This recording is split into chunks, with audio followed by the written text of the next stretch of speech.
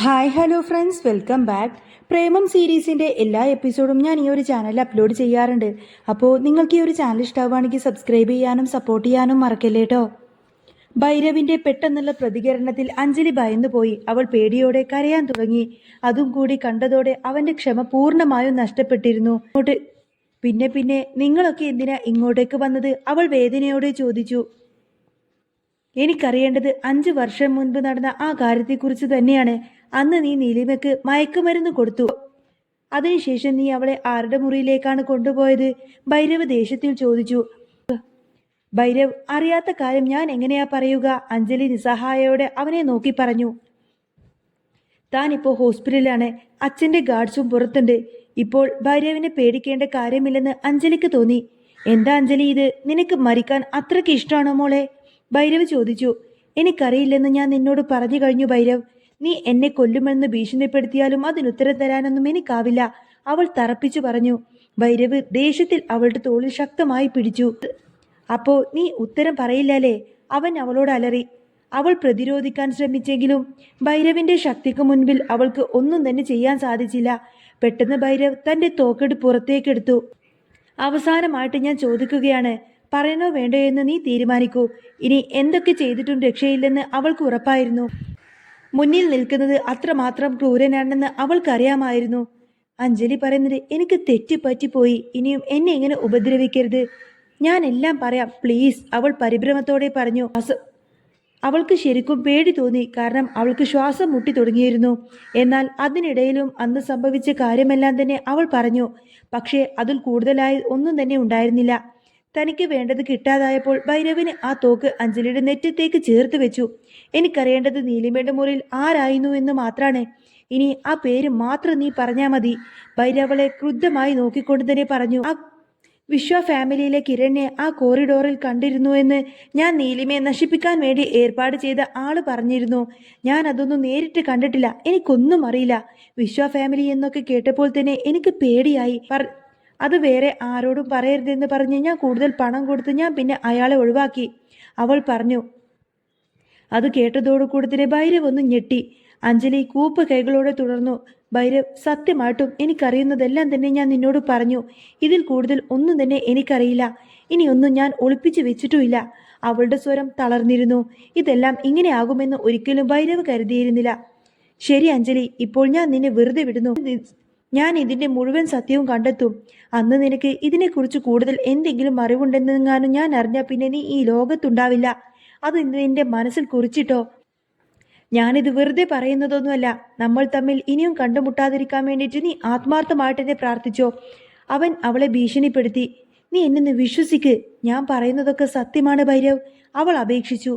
എന്നിട്ടും ഭൈരവിനെ ഒട്ടും തന്നെ വിശ്വാസമായിരുന്നില്ല. അതൊക്കെ നമുക്ക് പിന്നീട് തീരുമാനിക്കാം. തൽക്കാലം ഇവിടെ നടന്നത് നമ്മൾ രണ്ടുപേരും മാത്രം അറിയാവുള്ളൂ. മൂന്നാമതൊരാളെങ്ങാനും ഇതറിഞ്ഞു കഴിഞ്ഞാൽ പിന്നെ പറയണ്ടല്ലോ. ഭൈരവ് പറഞ്ഞതോടുകൂടി തന്നെ അഞ്ജലി അനുസരണയോടെ തലയാട്ടി. അവൾ അത്രയും അവനെ പേടിച്ചിരുന്നു. എങ്കിലും ഇങ്ങനെയുള്ള പുരുഷന്മാരോട് അവൾക്ക് ഒരുപാടധികം ഇഷ്ടമായിരുന്നു. ഭൈരവ് റൂമിന് വെളിയിലേക്ക് ഇറങ്ങിയപ്പോൾ സത്യഭാമയും വാസുദേവനും പുറത്തു തന്നെ ഉണ്ടായിരുന്നു. ഭൈരവിനെ കണ്ടപ്പോൾ വാസുദേവന്റെ കണ്ണുകളിൽ സന്തോഷം നിറഞ്ഞു. ഭൈരവ്, നിങ്ങൾ ഇവിടേക്ക് വരുമെന്നറിഞ്ഞിരുന്നെങ്കിൽ ഞാൻ നേരത്തെ തന്നെ വന്നേനെ, വാസുദേവൻ ബഹുമാനത്തോടെ പറഞ്ഞു. സത്യഭാമ ഭൈരവിനെ നോക്കി ഒന്ന് പുഞ്ചിരിച്ചു. ഭൈരവ്, നിങ്ങളെ കണ്ടതിൽ അഞ്ജലി മോൾക്ക് വളരെയധികം സന്തോഷമുണ്ടായിരിക്കും, സത്യഭാമ പറഞ്ഞു. ഇത് കേട്ടപ്പോൾ ഭൈരവിന് അവരോട് പുച്ഛം തോന്നി. ഞാൻ പോകുന്നു, ഭൈരവ് പറഞ്ഞു. വാസുദേവന് അയാളോട് എന്തൊക്കെയോ പറയണമെന്ന് സംസാരിക്കണമെന്നൊക്കെ ഉണ്ടായിരുന്നു. പക്ഷേ അവന്റെ പ്രതികരണം കണ്ട് അയാളിൽ നിരാശ നിറഞ്ഞു. ഭൈരവ് കൺമുന്നിൽ നിന്നും മറഞ്ഞതിനു ശേഷം ഭാര്യയും ഭർത്താവും കൂടി നേരെ അഞ്ജലി മോളുടെ റൂമിലേക്ക് കയറി. അഞ്ജലിയുടെ മുഖത്ത് ആകെ പരവേശവും ഭയവും നിറഞ്ഞിരുന്നു. അഞ്ജലി, നിനക്ക് എന്തെങ്കിലും ബുദ്ധിമുട്ടുണ്ടോ? ഭൈരവ് എന്താ നിന്നോട് പറഞ്ഞത്? സത്യഭാമ ചോദിച്ചെങ്കിലും അവൾ ഒന്നും തന്നെ മറുപടി നൽകിയില്ല. എന്തു പറ്റി? ഭൈരവിനെ കാണുമ്പോൾ അവൾക്ക് സന്തോഷമല്ലേ ഉണ്ടാവേണ്ടത്? എന്നിട്ടെന്താ ഒരുമാതിരി കുന്തം വിഴുങ്ങിയതുപോലെ ഇരിക്കുന്നത്? നിങ്ങളൊന്ന് ചോദിക്ക്. സത്യഭാമ ഒന്നും മനസ്സിലാക്കിയില്ല. അച്ഛൻ അവിടെ ഉണ്ടെന്നറിഞ്ഞതും അഞ്ജലി മുഖമുയർത്തി. പിന്നെ വേഗത്തിൽ അയാളുടെ കയ്യിൽ പിടിച്ചു. അച്ഛാ, അച്ഛാ, ഭൈരവ് എന്നെ ഭീഷണിപ്പെടുത്താൻ വേണ്ടിയിട്ട് ഇങ്ങോട്ടേക്ക് വന്നതാ. എന്നെ അവൻ വീണ്ടും ഉപദ്രവിക്കാൻ വന്നതാണച്ചാ. എല്ലാത്തിനും അവളാണ് കാരണം, ആ നീലിമ. അച്ഛൻ എന്നെ സഹായിക്കണം. അവളുടെ മുഖം കണ്ണുനീരിൽ നിറഞ്ഞിരുന്നു. അഞ്ജലി പറയുന്നത് കേട്ടപ്പോൾ വാസുദേവൻ പരിഭ്രമത്തോടെ അവളെ നോക്കി. സത്യഭാമക്ക് സങ്കടവും ആശങ്കയും നിരാശയും തോന്നി. അവർ മകളെ കൈപിടിച്ച് ആശ്വസിപ്പിച്ചു. അഞ്ജലി, നീ സങ്കടപ്പെടണ്ട. ഇത് നീ മറന്നേക്ക്. അവനൊരു നല്ല മനുഷ്യനല്ല. ഒരു പാവം പെൺകുട്ടിയോട് ഇങ്ങനെയൊക്കെ ചെയ്യുന്നതിൽ അവന് അനുഭവിക്കും. നിങ്ങൾ എന്താ മനുഷ്യ ഒന്നും മിണ്ടാതെ നിൽക്കുന്നത്? നിങ്ങളുടെ മകളെ ഒരുത്തൻ ഉപദ്രവിച്ചിട്ടും ഭീഷണിപ്പെടുത്തിയിട്ടും നിങ്ങൾക്കൊന്നും ചെയ്യാനില്ലേ? നിങ്ങളെപ്പോലെ ഒരു കഴിവില്ലാത്തവനായല്ലോ, ഒരു കിഴങ്ങനായല്ലോ ഞാൻ കല്യാണം കഴിച്ചത്. ഹാ, എന്തു പറയാനാ എൻ്റെ വിധി. സത്യഭാമ ഭർത്താവിനെ കുറ്റപ്പെടുത്തിക്കുന്നത് അഞ്ജലിക്ക് സംഭവിച്ചതിൽ അയാൾക്കും നല്ല വിഷമമുണ്ട്. പക്ഷേ ഭൈരവിനോട് എതിർക്കാനുള്ള സാഹചര്യം ഇപ്പോൾ അയാൾക്കില്ല. അയാളുടെ നിശബ്ദത സത്യഭാമയെ നന്നായിട്ട് ദേഷ്യം പിടിപ്പിച്ചു. അവർ വീണ്ടും ഭർത്താവിനെ കുറ്റപ്പെടുത്തുകയും വിമർശിക്കുകയും ചെയ്തുകൊണ്ടേയിരുന്നു. അവസാനം വാസുദേവന്റെ ക്ഷമ പൂർണ്ണമായും നഷ്ടപ്പെട്ടിരുന്നു. നീ എന്തറിഞ്ഞിട്ടായി അലറുന്നത്? അല്ലെങ്കിൽ തന്നെ അമ്മയും മോളും കൂടി ചെയ്തു വെക്കുന്നതെല്ലാം തന്നെ അനുഭവിക്കുന്നത് ഞാനാണ്. ഇപ്പോൾ അഞ്ജലിക്ക് ഇത്രേ പറ്റിയുള്ളൂ. ഇതും പറഞ്ഞ് അവന്റെ അടുത്തേക്ക് അങ്ങ് ചെന്നാ മതി. പിന്നെ കുടുംബത്തോടെ ആത്മഹത്യ ചെയ്യാം. ആരാണ് ഇതിനെല്ലാം കാരണമെന്ന് ഇനിയും എന്നെ കൊണ്ട് പറയിപ്പിക്കരുത്. ഇത് ഇവിടെ തന്നെ അവസാനിപ്പിക്കണം. ദയവ് ചെയ്ത് ഇതിന്റെ പിന്നാലെ പോകാൻ നിൽക്കരുത്, അയാൾ ഗൗരവത്തോടെ പറഞ്ഞു. സത്യഭാമ വെറുപ്പോടെ ഭർത്താവിനെ നോക്കി. പിന്നെ അവർ അഞ്ജലിയെ ആശ്വസിപ്പിച്ചു. പക്ഷേ അപ്പോഴും അവരുടെ മനസ്സിൽ നീലിമയോടുള്ള ദേഷ്യം ആളിപ്പടർന്നിരുന്നു. വാസുദേവൻ മകളെ വേദനയോടെ നോക്കി. എന്തൊക്കെ തെറ്റ് ചെയ്താലും അവൾ തന്റെ പ്രിയപ്പെട്ട മകളാണ്. നീലിമയെ വെറുക്കുന്നതിന്റെ ഇരട്ടി അയാൾ അഞ്ജലിയെ സ്നേഹിക്കുന്നുണ്ട്. അവൾക്ക് എന്ത് സംഭവിച്ചാലും അയാൾക്കത് നോവും. പക്ഷേ ഭാര്യ പറഞ്ഞതുപോലെ ഇപ്പോൾ ഒന്നിനും കഴിയാത്ത കിഴങ്ങനായി പോയി അയാള്. പക്ഷേ അത് മറ്റുള്ളവർക്ക് മുൻപിൽ പ്രകടിപ്പിച്ച് അഭിമാനം വ്രണപ്പെടുത്താൻ അയാൾക്ക് കഴിഞ്ഞില്ല. അയാൾ സത്യഭാമക്ക് നേരെ തിരിഞ്ഞു. ശരി, നീ എന്തായാലും മോളെ ശ്രദ്ധിക്ക്. എനിക്കിനി കുറച്ച് ജോലിയുണ്ട്, ഞാൻ പോട്ടെ. അയാൾ അതും പറഞ്ഞ് അവിടെ നിന്നും പോവാൻ നോക്കുന്ന സമയത്തിന് സത്യഭാമക്ക് വീണ്ടും അയാളോട് ദേഷ്യം വന്നു. നിങ്ങളൊരു അച്ഛനാണോ? നിങ്ങളുടെ മകളുടെ ഈ ഒരവസ്ഥയൊന്ന് നോക്ക്. എന്നിട്ടും ഇവളെ ഇങ്ങനെ കണ്ടിട്ട് നിങ്ങൾക്ക് എങ്ങനെ ഇവിടെ നിന്നും പോവാൻ തോന്നുന്നു? ജോലി തിരക്കാണെന്ന് പോലും. ആ പൊട്ടിക്കൊണ്ടിരിക്കുന്ന കമ്പനിയിൽ ഇതിന് മാത്രം നിങ്ങൾക്ക് എന്ത് ജോലിയാണുള്ളത്? എനിക്കൊന്നും മനസ്സിലാവുന്നില്ല. സത്യഭാമ ചീറി. വാസുദേവൻ ദേഷ്യം കൊണ്ട് വിറച്ചു. ശരിയാണ്, നമ്മുടെ കമ്പനി തകർച്ചയിലാണ്. ഞാൻ പാപ്പരാവാൻ പോവാ. എങ്കിലും നിങ്ങളുടെ കാര്യങ്ങൾക്ക് എന്തെങ്കിലും കുറവ് ഞാൻ വരുത്തിയിട്ടുണ്ടോ?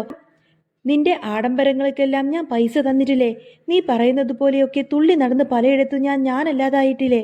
എന്നിട്ടും ഇങ്ങനെയൊക്കെ സംസാരിക്കാൻ നിനക്ക് എങ്ങനെ കഴിഞ്ഞു? എല്ലാം എൻ്റെ തെറ്റാണ്. എൻ്റെ ദേവിയെ ഞാൻ ഡിവോഴ്സ് ചെയ്ത് നിന്നെ കല്യാണം കഴിച്ചില്ലേ? അവിടെ മുതലേ തുടങ്ങിയതാണ് എൻ്റെ തെറ്റുകളുടെ യാത്ര. ദേഷ്യത്തിൽ അയാൾ പറഞ്ഞു. അയാൾക്ക് ശരിക്കും കുറ്റബോധം തോന്നുന്നുണ്ടായിരുന്നു. നീലിമയുടെ അമ്മയെ അയാൾ ശരിക്കും സ്നേഹിച്ചിരുന്നു. അവരുമായുള്ള ജീവിതം സന്തോഷം നിറഞ്ഞതായിരുന്നു. എന്നിട്ടും ഒരു സാഹചര്യത്തിൽ അവരെ മറന്ന് സത്യഭാമയുമായി പ്രണയത്തിലായി.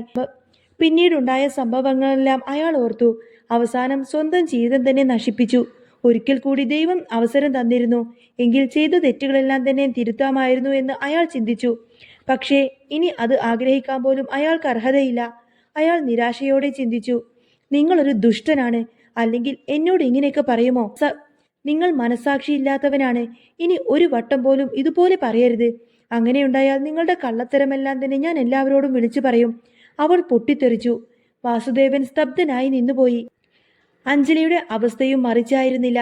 തന്റെ മാതാപിതാക്കൾ എന്തിനെ പറ്റിയിട്ടാണ് സംസാരിക്കുന്നതെന്ന് അവൾക്ക് മനസ്സിലായില്ല. നീ എന്താ പറഞ്ഞേ? ബാമേ, നീ ഇങ്ങനെയൊക്കെ എന്നോട് പെരുമാറുമെന്ന് ഞാൻ ഒരിക്കലും കരുതിയില്ല. വാസുദേവൻ വിഷമത്തോടെ കൂടെ പറഞ്ഞു. എന്തേ, നിങ്ങൾക്ക് എന്നെ പേടിയാണോ? അതെന്തായാലും നന്നായി.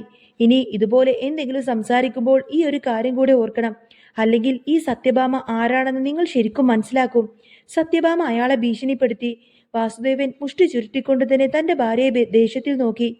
പിന്നെ ഒന്നും മിണ്ടാതെ പുറത്തേക്ക് ഇറങ്ങിപ്പോയി. അമ്മേ, ഇവിടെ എന്താ ഇപ്പൊ സംഭവിച്ചത്? അച്ഛൻ എന്താ അങ്ങനെ പെരുമാറിയേ? നിങ്ങൾക്കിടയിൽ ശരിക്കും എന്തെങ്കിലും പ്രശ്നമുണ്ടോ? അഞ്ജലി ആശങ്കയോടെ ചോദിച്ചു. ഏയ്, അതൊന്നുമില്ല മോളെ. നീ ഇപ്പോ ഒന്നിനെക്കുറിച്ചും ആലോചിക്കണ്ട. നന്നായിട്ട് റെസ്റ്റ് എടുക്ക്. എല്ലാം പെട്ടെന്ന് തന്നെ ഭേദമാവട്ടെ. എങ്കിലേ ഈ അമ്മക്കൊരു സമാധാനം കിട്ടൂ. സത്യഭാമ അത്രയും പറഞ്ഞുകൊണ്ട് തന്നെ അവളെ ആശ്വസിപ്പിച്ചു. ഒപ്പം ഒന്നും അറിയാത്തതുപോലെ നടിച്ചു. പക്ഷേ അവർക്കിടയിൽ എന്തൊക്കെയോ സംഭവിക്കുന്നുണ്ട് എന്ന കാര്യം അഞ്ജലിക്ക് വ്യക്തമായിരുന്നു. അവർ എന്തോ മറക്കുന്നത് പോലെ അവൾക്ക് തോന്നി. പക്ഷേ തൽക്കാലത്തേക്ക് അതിനെക്കുറിച്ച് ചോദിക്കാൻ അവൾ മുതിർന്നില്ല. അമ്മ വിഷമിക്കേണ്ട, എല്ലാം പെട്ടെന്ന് ശരിയാവും. അഞ്ജലി അമ്മയെ കെട്ടിപ്പിടിച്ചുകൊണ്ട് പറഞ്ഞു. എല്ലാം ശരിയാവണം മോളെ. മോളെ എപ്പോഴും ആരോഗ്യത്തോടെ ഇരിക്കുന്നത് കാണുന്നതാ ഈ അമ്മക്ക് സന്തോഷം, സത്യഭാമ പറഞ്ഞു. അഞ്ജലി അവരെ കെട്ടിപ്പിടിച്ചു. എല്ലാം നീലിമ കാരണമാണെന്ന് അഞ്ജലി വിശ്വസിച്ചിരുന്നു. ആ വിശ്വാസങ്ങളെല്ലാം സ്വരുക്കൂട്ടി വെച്ച് നീലിമയോടുള്ള പ്രതികരണത്തിനായി അവൾ തയ്യാറെടുത്തിരുന്നു. നീലിമ കാരണമാണ് ഭൈരവിനെ തനിക്ക് കിട്ടാത്തതെന്ന് അവൾ മനസ്സിൽ ആവർത്തിച്ചു പറഞ്ഞുകൊണ്ടിരുന്നു. അതിനിടയിൽ ഭൈരവ് ചോദിച്ച ചോദ്യങ്ങളെല്ലാം അവളുടെ മനസ്സിലുണ്ടായിരുന്നു. ഇനി ശരിക്കും അശ്വിൻ വിശ്വ ഫാമിലിയിലെ കുട്ടി തന്നെയാണോ? പക്ഷേ ഇതെല്ലാം സംഭവിച്ചിട്ട് 5 വർഷമായി. ഇത്രയും കാലമായിട്ടും തനിക്കൊരിക്കൽ പോലും ഇതിനെ പറ്റിയിട്ട് ചിന്തിക്കേണ്ടി വന്നിട്ടില്ല. 5 വർഷത്തിനു ശേഷം ഒരു കുട്ടിയുമായി അവൾ തിരിച്ചു വന്നപ്പോൾ പോലും വിശ്വ ഫാമിലി തന്റെ മനസ്സിൽ ഇല്ലായിരുന്നു. അത് സത്യമാണെങ്കിൽ അശ്വിൻ തന്റെ കുട്ടിയാണെന്ന് കിരൺ അറിഞ്ഞിട്ടുണ്ടാവുമല്ലോ. അഞ്ജലി കിരണിനെ പറ്റിയിട്ട് തന്നെ ചിന്തിച്ചു. അവൻ പേര് കേട്ട ഒരു പ്ലേ ബോയ് തന്നെയാണെന്ന് കേട്ടിട്ടുണ്ട്.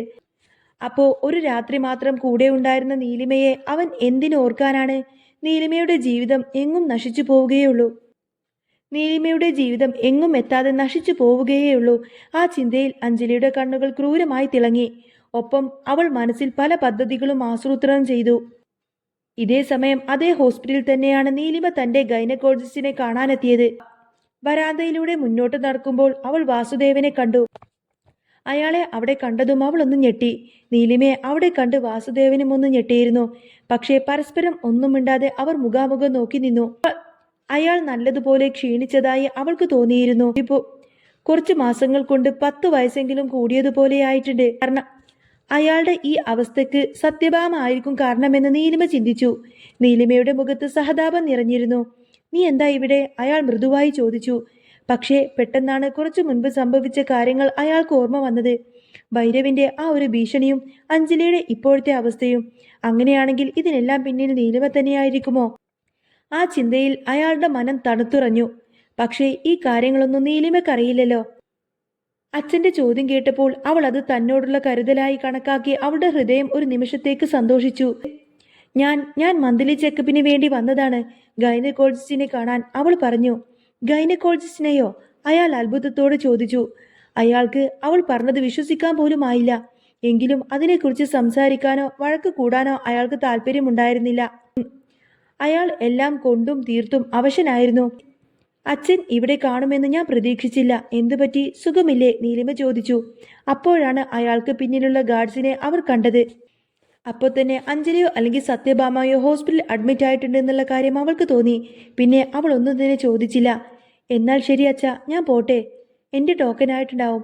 അച്ഛൻ ആരോഗ്യം ശ്രദ്ധിക്കണം. അവൾ അത്രമാത്രം പറഞ്ഞുകൊണ്ട് മുന്നോട്ട് നടന്നു. നീലിമ, നീ ഒന്ന് നിന്നെ. പെട്ടെന്ന് അയാൾ പിന്നിൽ നിന്നും വിളിച്ചതും നീലിമ സംശയത്തോടെ നോക്കി. എന്തു പറ്റിയച്ഛാ? അവൾ ചോദിച്ചു. അയാൾക്ക് ഒരു നിമിഷം എന്തു പറയണമെന്നറിയാതെയായി. സ്വന്തം മകളായിട്ടും താൻ അവളെ എപ്പോഴും ഉപദ്രവിച്ചിട്ടല്ലേ ഉള്ളൂ. ഒരു അച്ഛൻ എന്ന നിലയിൽ അവളോട് ചെയ്യേണ്ട കടമകൾ പോലും ശരിക്ക് ചെയ്തിട്ടില്ലെന്ന് അയാൾ ചിന്തിച്ചു. നമ്മൾ കണ്ടിട്ട് ഒരുപാടായില്ലേ, ഒരുമിച്ചിരുന്ന് എന്തെങ്കിലും കഴിച്ചാലോ? അയാൾ മടിയോടുകൂടെ ചോദിച്ചു. വേണ്ട എന്ന് പറയാനാണ് അവൾക്ക് ആദ്യം തോന്നിയത്. എങ്കിലും ഒരു ദീർഘനിശ്വാസം എടുത്ത് നീലിമ തലയാട്ടി. ശരി അച്ഛാ, പക്ഷേ എനിക്ക് ഡോക്ടറെ കാണാനുണ്ട്. അത് കഴിഞ്ഞ് ഞാൻ എത്തിയേക്കാം, അവൾ പറഞ്ഞു. ഓക്കെ, എങ്കിൽ നിന്റെ കാര്യങ്ങളൊക്കെ കഴിഞ്ഞിട്ട് വാ. ഞാൻ ഹോസ്പിറ്റലിന്റെ മുന്നിലുള്ള ആ റെസ്റ്റോറൻറ്റിൽ കാണും, അയാൾ പറഞ്ഞതും നീലിമ തലയാട്ടി. അച്ഛനെ കുറെ നാൾക്ക് ശേഷം കണ്ടപ്പോൾ നീലിമക്ക് ഭൂതകാലത്തിലേക്ക് പോകാനും അച്ഛനും അമ്മയും ഒരുമിച്ചുണ്ടായിരുന്ന കാലത്തെ സന്തോഷകരമായ ആ ഒരു ജീവിതം ഒന്നുകൂടി അനുഭവിക്കാനും തോന്നി. അച്ഛൻ പണ്ട് തന്റെ സന്തോഷങ്ങൾക്കായിരുന്നു മുൻഗണന നൽകിക്കൊണ്ടിരുന്നത്.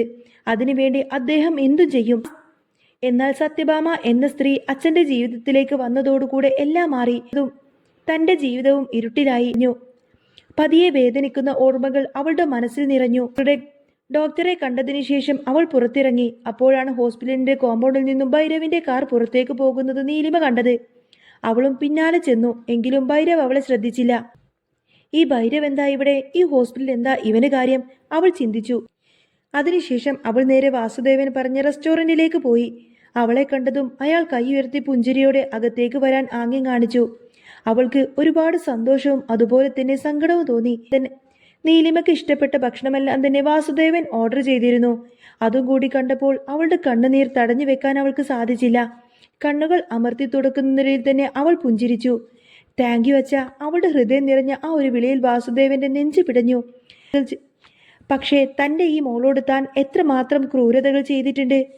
അവൾക്ക് ഒരിക്കലും തന്നെ മനസ്സറിഞ്ഞ് സ്നേഹിക്കാനാവില്ല എന്നൊക്കെ ഓർത്ത് നിരാശയോടെ വാസുദേവന്റെ കണ്ണുകൾ ഇറുക്കിയടച്ചു. അങ്ങനെ നീലിമയെ കണ്ടിട്ട് കുറ്റബോധത്തോടു കൂടെ തന്നെ കണ്ണുകളെല്ലാം നിറഞ്ഞു നിൽക്കുന്ന വാസുദേവനെ കാണിച്ചുകൊണ്ടാണ് കേട്ടോ ഇന്നത്തെ ഈ ഒരു എപ്പിസോഡ് പൂർണ്ണമാവുന്നത്. അപ്പോൾ നിങ്ങൾക്ക് ഈ ഒരു ചാനൽ ഇഷ്ടമായി എന്നുണ്ടെങ്കിൽ എന്നും ഇതേപോലെ തന്നെ റിവ്യൂസൊക്കെ കേൾക്കാൻ താല്പര്യമുണ്ടെങ്കിൽ തീർച്ചയായിട്ടും നിങ്ങൾ എൻ്റെ ചാനൽ സബ്സ്ക്രൈബ് ചെയ്ത് സപ്പോർട്ട് ചെയ്യാൻ മറക്കല്ലേ.